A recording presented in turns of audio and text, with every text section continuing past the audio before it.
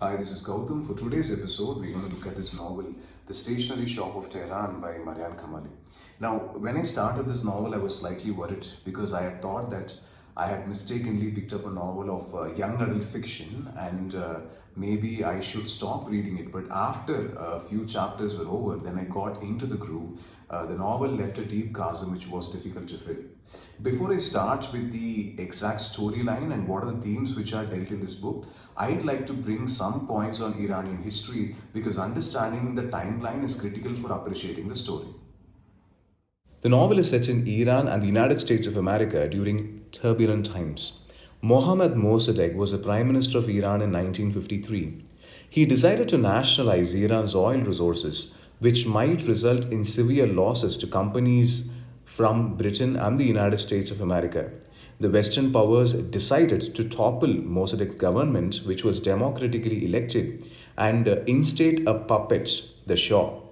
Shah would continue to rule Iran until the year 1979, when the supreme leader Ayatollah Khomeini would lead the Iranian Revolution.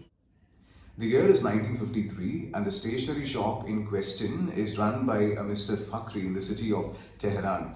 Now it forms the epicenter of several important political movements and also relationships where we see the two protagonists of a story. We have Roya and then Bahman meeting in the stationery shop. Bahman in the story, who is just 17, 18 years of age, is an active supporter of the Prime Minister of Iran, Mossadegh. When the coup breaks out in Iran, the lovers are separated and Roya is sent to a completely different hemisphere where she has to pursue life in the United States of America. So we see the lovers break away and they eventually marry different people. And at the end, we see a situation where both of them meet again when they are 77 and 80, and we get to understand what happened and the scenario which led to the separation of them, and whether when they meet again, what are the feelings which both of them experience.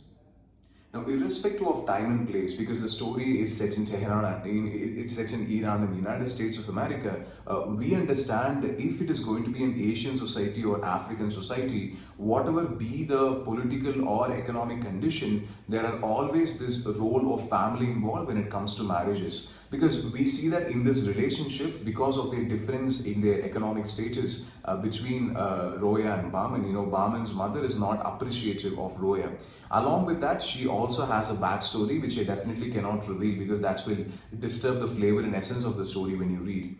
On top of that, we see Roya moving to United States of America, and then in 1960s she works in United States. So the author has also tried to give a glimpse of how exactly work life is in the US for women. At the same time, the challenges of managing your house and your profession is also detailed in this text. At the same time, the social pressure of having a child, and the writing brings alive, be it the city of Tehran or the writing in the United States of America.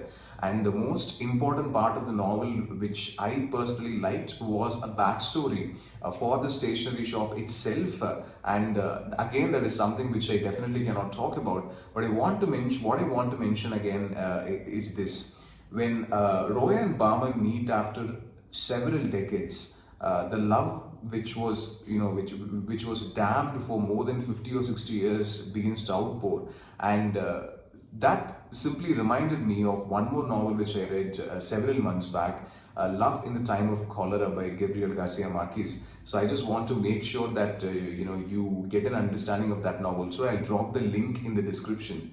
So beyond this, if I describe this novel, there is a chance that I might spoil the story for you. So I'm going to hold back. That's it for today's review. Meet you the next one soon. Bye for now.